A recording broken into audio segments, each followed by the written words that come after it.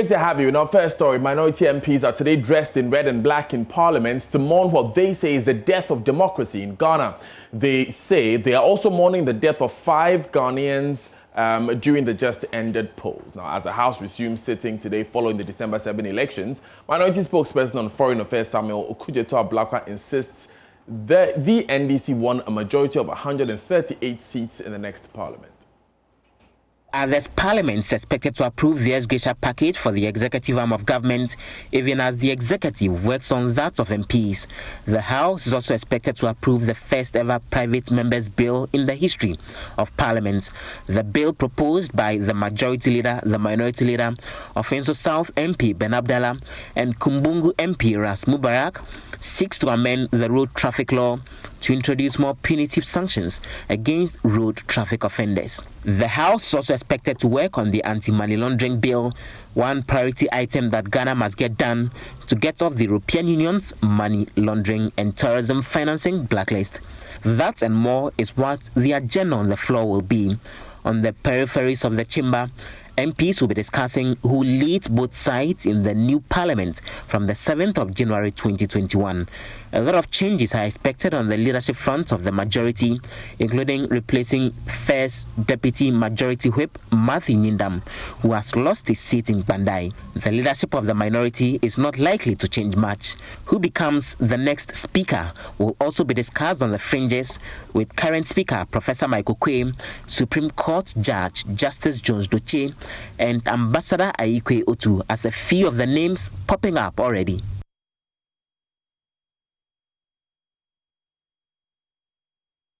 Now, the outgoing 7th Parliament will reconvene at 10 a.m. this morning for its first sitting after the December 7 elections. The third meeting of the year, which began in September, was suspended on 6th November to allow members to prepare for the elections. Joseph Opoku-Gakpo has more on what the agenda is. Now, he will be joining us from Parliament very shortly. Now, in the meantime, Apostle General of the Royal House Chapel International, Sam Kranche Ankra, is urging President-elect Nana Akufo-Addo to get in touch with the flag bearer of the opposition NDC, John Mahama, and resolve their differences in order for peace to prevail. Supporters of the NDC have been demonstrating in Tamale, Medina, Ashaiman, and Tema, insisting their presidential candidate, John Mahama, won the elections and must be made to take charge as president. Here are some of them in Ashaiman and Medina.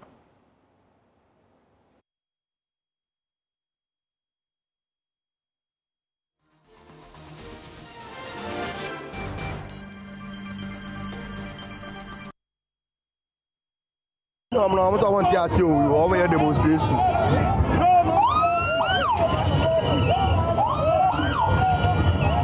They say no Mahama, no Mahama, no peace. No Mahama, no peace. No Mahama, no peace.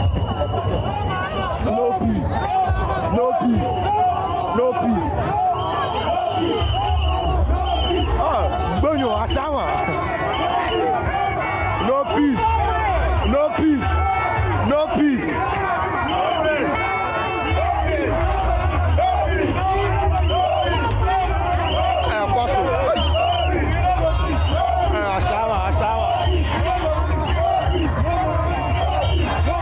No peace. No peace. No peace. No peace. No peace. People must see that the process has begun to activate justice, because like I said, you cannot have peace without justice. And so if we want peace, Peace Council is looking for peace, Christian Council is looking for peace, Muslim councils, Ghana Catholic Bishops Council, all the institutions, Ghana Bar Association, the judiciary, all the institutions are looking for peace. But how can we have peace where we do not have justice? How can we have peace when people feel peeved? How can we have peace when people are discriminated against? How can we have peace when people feel cheated? How can we have peace when the institutions of peace are rather perpetrating injustice? The truth is that there are many actions open to the NDC, as our leader has already said. Courts is not excluded. In fact, indeed, as we speak now, there are a number of actions, for example, in Techima South, a number of actions that are ongoing. Our lawyers have been there to verify the situation and all that. So it tells you that all actions are available to the NDC, including political actions. And we won't discount any one of them. And definitely court is not out of the question. Now, leading his congregants to pray for peace in the country, the Apostle General urged the president to consider appointing members of the opposition party in key positions of government as a sure way of dealing with the growing tension. The Lord said, I should tell you there will be peace in Ghana. Ghana will never bend. For your sake, there will be peace in this nation. And today, I made some bold statements on your behalf. And I want to repeat. I said, I want His Excellency President Nana Akufo-Addo to call John Mahama. Even though I know that it is the one in opposition who calls. But because he's a father of the nation, I want him to stretch a hand of peace to his opponents and even those who are criticizing him and whatever. He should tell John Mahama, John, this thing is not about the fight. Let peace prevail. Can you come to my office? Let us talk. I pray that this week that will happen. Second invocation. Any parliamentary seat that has come under a battle or fight or contention this week, may the matter be settled to the glory of God's name. Amen. And the third one is very dangerous. So if you hear people insulting me, please pray for me and then protect me. Moses, the third one. I said, I asked the president to dare for the first time, when he's giving cabinet positions, he should pick some members from the opposition and give them posts. We want to kill the winner takes all spirit. It's dying by the power of the masses in the blood. It is the winner takes all spirit that brings the contention and the fight and unforgiveness. Because people say, are we going to wait for the next 4 years again? Now, General Overseer of the Perez Chapel International, Bishop Charles Ajanasare, has urged former President John Mahama to choose peace over chaos as he contests the results of the just-ended elections. Addressing congregants at service on Sunday, the presiding bishop referred the NDC candidate to the election petition at the Supreme Court in 2012, calling on him to learn lessons from its implications. The EC declared the presidential for Nanado, and then the parliamentary also had winners. My church members and others who won, I say congratulations to you. To those who lost, we pray better favor for you next time. Excellency John Mahama, who is contesting the presidential results, we pray you do it peacefully. In 2012, when a similar thing happened, it was not easy in this country. En 2012, lorsqu'une chose similaire s'est produite, ce n'était pas facile. Meanwhile, the presiding bishop has condemned the shooting incident at Techiman that led to the death of 2 party supporters during the elections. He's calling for swift investigations into this matter. A number of people have already lost their lives. Nobody needs to die because of an election. We therefore condemn the use of firearms on unarmed civilians. We ask that proper investigations be conducted in the deaths of the people who wanted to defend their votes. Because democracy is not a war. We continue to pray for peace to prevail. May God help our homeland, Ghana. Let's go back to Parliament, where minority MPs are dressed in red and black. Joseph Opoku-Gakpo has joined us. So Joseph, we understand they are mourning democracy. What does that mean? Well, to quote the words of Samuel Okujeto Ablakwa, who is actually the minority spokesperson on foreign affairs, a lot of things happened during the elections that they are not exactly happy with. He makes the point that the EC has actually stolen the victory of the people, which is one of the things that he says they are mourning, with them wearing the red and black. Right. He says the situation having to do with the counting and the coalition didn't go well, which is why they are mourning. And then he goes on to make the point that even apart from that, you recall the incidents of deaths of about 5 people during the polls, which he says is something that shouldn't be happening in a democracy. Those are the things that he thinks is very, very much out of place. He went on to make the point that they are still working on their details in order to decide the next line of action in terms of challenging both the parliamentary and the presidential results.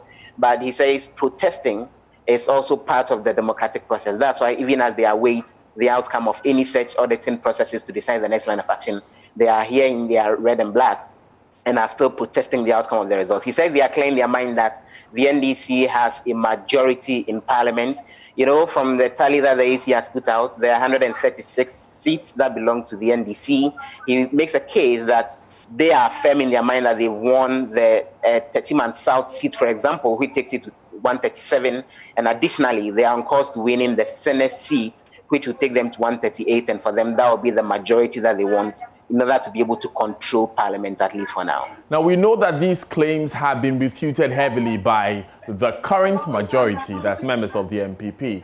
Have they responded in any way, Gakpo, to this? So we've as well been engaging some MPs on the majority side, including the Medina MP, who is outgoing, Boniface Abubakar Sadiq, who argues that the NPP won the election fairly and squarely, and as far as they are concerned, they still have the mandate of the people to actually continue governing the nation. And there's a lot of conversation ongoing right here, even among the majority MPs, who are insisting that they foresee a situation where the former MP will join their rank in addition to the 137 that they have already to make it 138, and they are again confident of winning the Senate seats and all. So both sides are claiming victory, even as we await the walk-in of the Speaker, Professor Michael Quay, for sitting to begin in the House. Now, experts call this a lame duck parliament when a new parliament has been elected, but they have not been sworn in yet.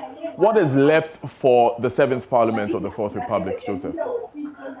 There are a number of items that are on the table. For example, there's been a push by government to introduce what they call a public-private partnership bill to govern various processes where the state goes into partnership with private entities in order to ensure development and build businesses and all. That is one thing that they are really ensuring that they would get out between now and when eventually the House takes its break before Christmas. Apart from that, Ghana is on the European Union blacklist for alleged money laundering and terrorism financing. There's a bill that's been introduced in the House, the anti-money laundering bill, which will help sanitize the space. And this is one of the requirements we gather in order to allow the EU to lift that particular blacklist. That is also something that the House will be getting. And not just that, the ex gratia packages, as far as the executive arm of government is concerned, is something that this House necessarily have to approve before the 6th of January. Joseph Opoku-Gakpo, thank you very much for joining us. We will be with you as you report those updates in the dynamics of the 7th Parliament. Now, let's move to Anglo Afiadengba in the Keta municipality, whose residents are calling for an immediate transfer of all police officers on duty on the night that MP-elect Jolly Kwame Gakpe and his family were reportedly attacked by unknown gunmen. Some family members of the MP-elect sustained knife wounds on the night of said attacks, after which youth of the community besieged the police station, demanding answers for what they describe as delays in the police response. 2 suspects are being held for investigations. Now, there is more in this report. On the midnight of 11th of this month, the MP-elect for Keta, Jujoli Kwame Gakpe, and his family said they were attacked by unknown gunmen in his Anlo Afiadanyigba residence, with some of them being inflicted with knife wounds. The police was blamed for not promptly responding to distress calls, and the youth of the town thronged the police station the next morning. At a press briefing in the Anlo Afiadanyigba market, leader of the youth, Bubu Klinogo, said new officers should be brought to the area. We demand the immediate transfer of all the police officers on duty on that day where the incident happened. We are making a call to the regional commander and the district and divisional commanders to heed to this call to transfer all the men from this town and replace them with other people from other places. We, the youth, have lost confidence in the current police officers in the town. We are not sure that we are able to, or we can work with them again in this town. Here is a presiding member of the area, Amos Ametime, reiterating the point. And those who are currently at the station has to leave because they are not helping situations. On countless occasions, citizens have run to them for help, but they couldn't get it. So the demand was that they are all transferred and new ones are brought on board. Regent of the town, Togbi Kajalo, said him and the sub-chiefs are willing to convert an old post office, which is adjacent to the MP's residence, into a police station to support security there. The recent post office, it is our fervent wish to change it to police station. So we are going to make it, surely. So we are pleading the commander to help us so that everything can be possible and fair-free. Meanwhile, the MP-elect for Keta, who was rushed to the Keta government hospital, was later moved to a hospital yet to be disclosed for further treatment, and 2 suspects have so far been arrested to help with investigations. Ivy Setoji's report for JoyNews. Now, speaking to JoyNews, the Keta MP-elect Jolly Kwame Gakpe says he agrees with the call of residents and hopes their cry will be heeded quickly. He spoke to Mamavi Osuabwaje. Do you know why they were specifically looking for you? I don't know. That one, I'm not an investigator, so I can't conclude on that. But they chose specifically to my brother that, yeah, I'm the one they are looking for to finish. That was the state. Are these people that you could recognize as coming from the area? No, there were some of them. There were a few Nigerians also among them. So, the Nigerian tone also, and some Ghanaians also. They were wearing military visor and the top military top the shirt, the green shirt, t-shirt, and then some are wearing khaki and then the boots, and they cover their face with masks. So you've been in hospital since. Do you feel safe where you are? Yes, I'm being guided by the security force. And do you know when you'll be discharged? That one is in the hands of the doctors and the team of the medical. I'm sure even though you're in the hospital and you're not necessarily in the community, so you may not know what's going on, you probably have heard that the residents are calling for all the police officers on duty on the night to be transferred. What's your take on that? I perfectly agree with the community. I think some of them have stayed more than 15 years, 10 years, so they are used to the community, so they are recalcitrant in terms of when the response is still supposed to be swift. They are not. You're live on Joy News today. Now, the outgoing Samale Central MP, Inus Afusheni, says the National Democratic Congress, NDC, has no intention of forming a parallel government and declaring John Mahama as president-elect. He says the party is ready to contest the results of last week's elections in court, and that will be the only challenge they will put up against it. In an earlier interview on an Accra-based TV station, Mr. Afusheni encouraged former President Mahama to form a parallel government and declare himself president. Mr. Afusheni says it was simply his opinion and does not represent his party's position. John Dramani, in my view, John Dramani must declare himself president and form a parallel government. And I'm sort of shocked of the reaction of people. The idea is not new. I mean, if you go and read Appiah Kente's book, River in the Sea, I mean, when they lost the 1992 elections, MPP contemplated forming, Aduboahil contemplated declaring himself president and forming a parallel government. They had even secured premises in Cote d'Ivoire. The idea is not totally new, right? But he did not. But he did not. But who says NDC is going to? Who says NDC is going to? I mean, that's just a feeling I expressed, that's a view I expressed. That view is not original. That in 1992, that view was expressed by no less a person that, Appiah Kenten, who was a lawyer, industrialist, entrepreneur, politician. He wrote it in his book, The Rivers in the Sun. I can say that I got the first idea that someone can do that. Isn't this a threat to our peace?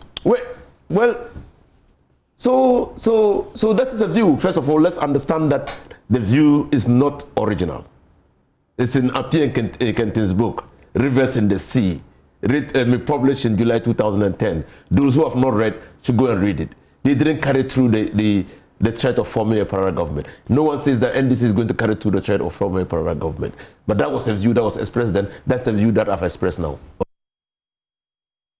Now, he believes there must be a forensic audit of the election, something his party will demand in court. If the candidate comes to the collation center and the results do not reflect, or there is a difference between what they have collated independent of the Electoral Commission, then they now challenge the Electoral Commission. I don't think that this is the outcome of our elections. From the pictures that you gave to our agents, this is what we got. How did you arrive at this figure? Okay, that's the first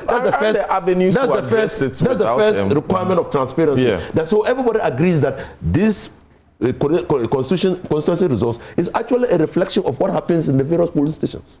And then regionally, we collect the results. So each constituency, the northern region has 18 constituencies. So each constituency must account.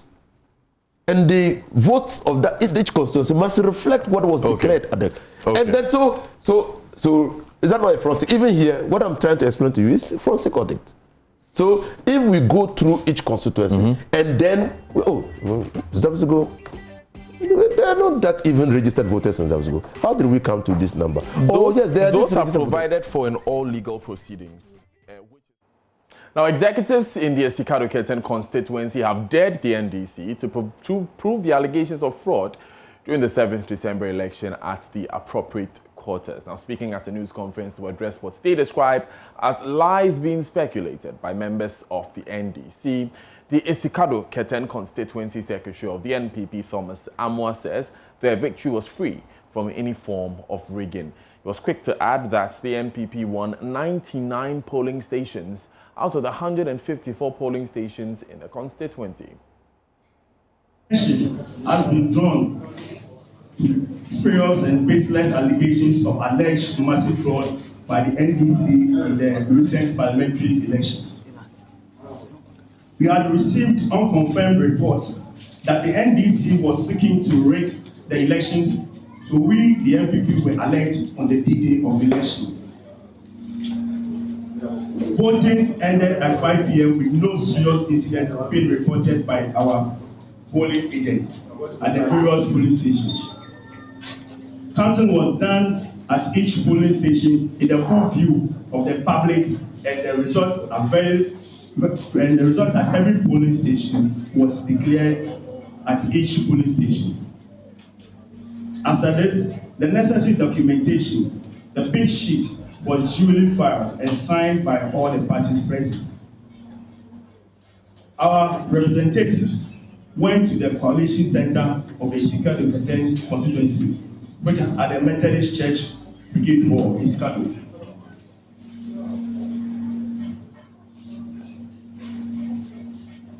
The Electoral Commission officials started receiving the ballot boxes and electoral materials from their officials who were coming from the various polling stations. At the time, NDC supporters, led by their candidates, Ms. Ayin Sudankwa, and other party members, including former Minister for National Security, rushed to the coalition center, claiming the NDC had won the parliamentary election. Their members, who were carrying knives and other implements, started throwing stones into the coalition center. There was absolutely no basis for this commotion. Neither was there any basis for the claim that NDC had won the parliamentary elections when the results from the various polling stations had not been officially collated and announced by the returning officer. Around 11 p.m., Chris Ayensu and her team left the coalition center, having been repelled by the police and military when they sought to take over the coalition center. Collation of the presidential results started and ended around 9:50 a.m. Nathalia Kwanzaa joins us with more. What else have they been saying at the press conference? So they also did talk about the fact that there is some allegation in the public space that the member of parliament for the Sikadu constituency who contested appears to be more than 3, which they officially know. The NPP have been disputing this, saying that during the declaration, the EC only declared 3 members of parliament, that the NPP member of parliament, the NDC, and the one from GUM. So they should stop putting out in the public domain that there were 6 or more than 3 parliamentary candidates contesting that. They've also signed a word of caution to the NDC that they are claiming that they've been attacking their members. And so if they wait for a while and the NDC does not desist, they will have no option than to retaliate back. And they firmly stand on the fact that the NDC should go to the appropriate quarters and then fight or challenge the election rather than going into the public space, and they should come out with figures and not mere words. Right, and Natalia Kwanzaa, do we know if the NDC in that area have responded? Well, for this particular press conference, they have not responded yet. But what have they been saying generally about these issues the NPP has addressed? Daniel, can you come again? I was asking what the NDC has been saying about these issues. Well, Daniel, it is in the public domain, especially in the Western region here. I understand Dr. Grace Ayesu has had a press conference earlier claiming that the election was rigged. She was leading by some 10 points against the NPP parliamentary candidate, but the EC together with the member of parliament rigged it. Daniel, if you would recall very well, a week today in the night, we had there was a clash in the Keta where between the NPP and NDC supporters, where they were claiming that there was some ballots which was brought in later, and those ballot boxes were not sealed. So these are some of the claims the NDC is making, that they brought in ballot boxes which were not sealed. They had won the election, but it was rigged for the member of parliament, Honorable Joe Garcia. Natalia Kwanzaa, thank you very much for joining us this afternoon.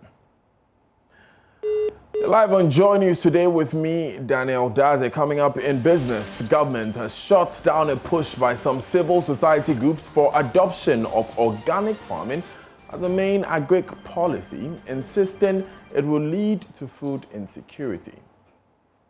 Daryl Kwao has those details after this.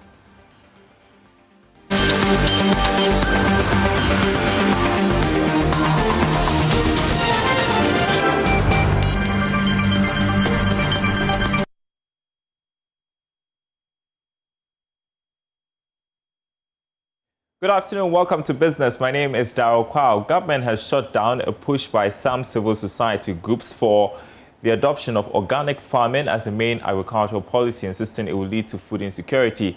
The Peasant Farmers Association and Food Sovereignty Ghana have been spearheading the adoption of agroecological methods of farming, which discourage the use of chemical pesticides and fertilizers. Deputy Minister for Food and Agriculture, Dr. Sagwe Bambange, says the push for organic agriculture will endanger the nation's food security.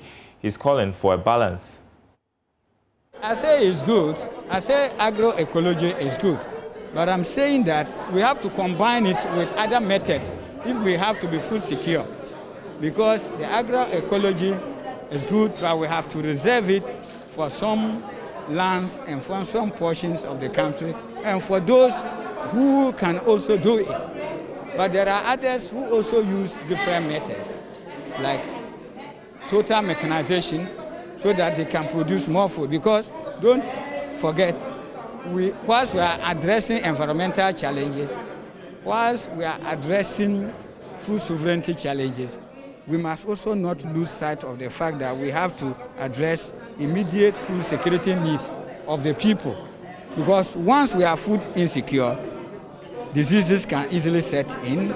Once we are food insecure, there can be war and there will not be peace. And you will not even have a good and peaceful country for you to think about planning for the future. So we have to create a very, very good balance between these ideals that we are talking about and the production of food to satisfy the immediate needs of the teeming population. So that you think that if we decide to go agroecology 100% now, we will not be able to feed ourselves sustainably? Is that the concern? Even currently, don't we import some food produce? We import. So I don't need to even answer your question. You know, your question is already answered. So we have to be strategic. And as a country, that's what I'm saying. If farmers who want to practice agroecology, they practice. There's no problem about that. Nobody can sit on anybody's right. Anybody who wants to use his own seeds can use his own seeds. But we are also sensitizing farmers to understand that some seeds produce more yields than other seeds. We're also monitoring fuel prices. Prices of petroleum products are expected to go up to about 5% per litre this week. This is based on data from bulk importers of these products and projections by Joy Business. George Affe has details. Joy Business understands that the expected increase is being influenced by prices of finished products going up on the international market. This is due to news that COVID-19 vaccine will soon be made available for global distribution. It is the expectation of these oil transporters that this will lead to some economies opening up or easing restrictions, a development that will lead to demand for their products picking up again. Based on industry data and the required extrapolations by Joy Business, prices could be going up between 3 to 5%. A litre of petrol and diesel is currently being sold at around 4 Ghana cedis 67 pesos. Now, working with about 3% projection per litre, that should translate into about 4 Ghana cedis 81 pesos for a litre of petrol and diesel. Well, for those who want it to be worked out in gallons, this should translate to about 21 Ghana cedis 64 pesos for both diesel and petrol.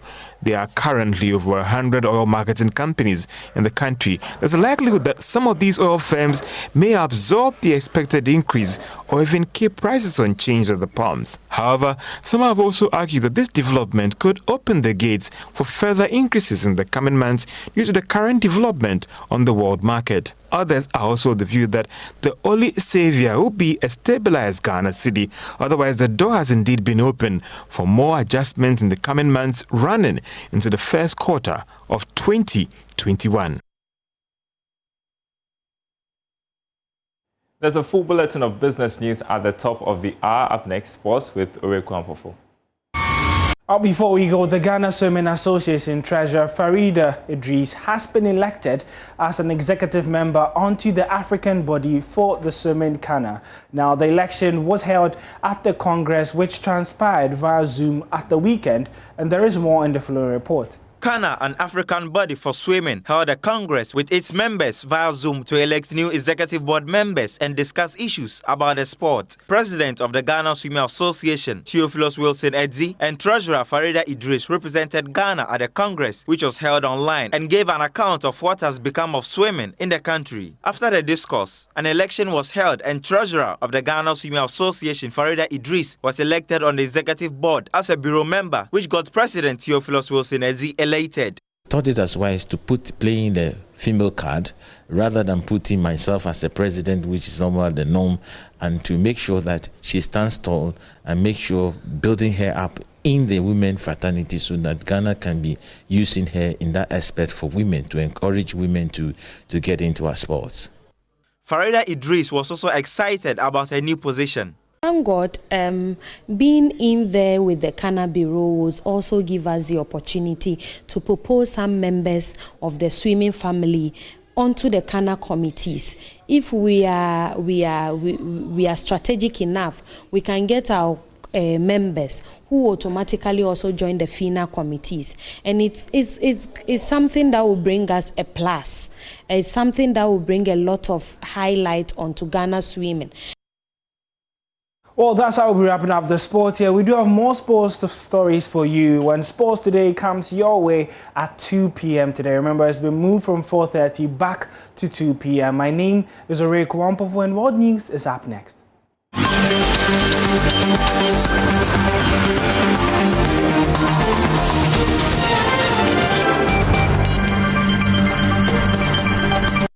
Hello there. there, good afternoon. Welcome to Showbiz here on JoyNews today. Now, musician King Promise has released his first collaboration with dancehall artist Shatta Wale off his forthcoming album.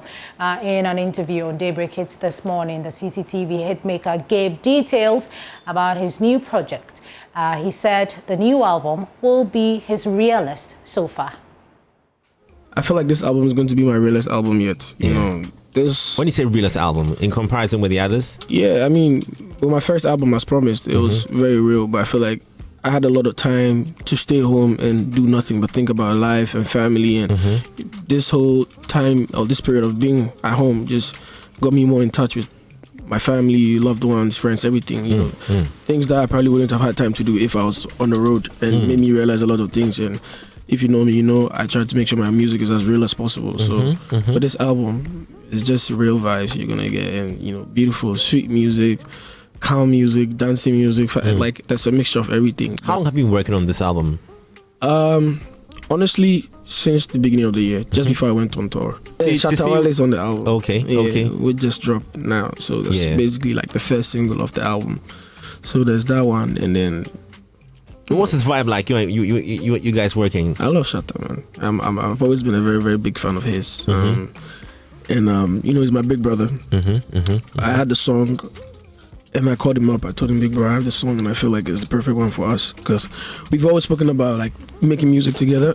Sorry, it was just about finding the right track. At the same event, JoyNews caught up with Bosom Piyang, who says the Ghanaian showbiz industry is full of potentials, expressing confidence it is on track to becoming the go-to place on the African continent. Industry, but we still have runs we have to correct, and I think we're on the way, so we're still correcting it, you know. Yeah, we're still making it. You know, Ghana is still under development, so as the music, straight up. So this year has been a rough year, especially for people in the arts. I don't know if you have an EP or an album coming out, but what are your plans for the year 2021?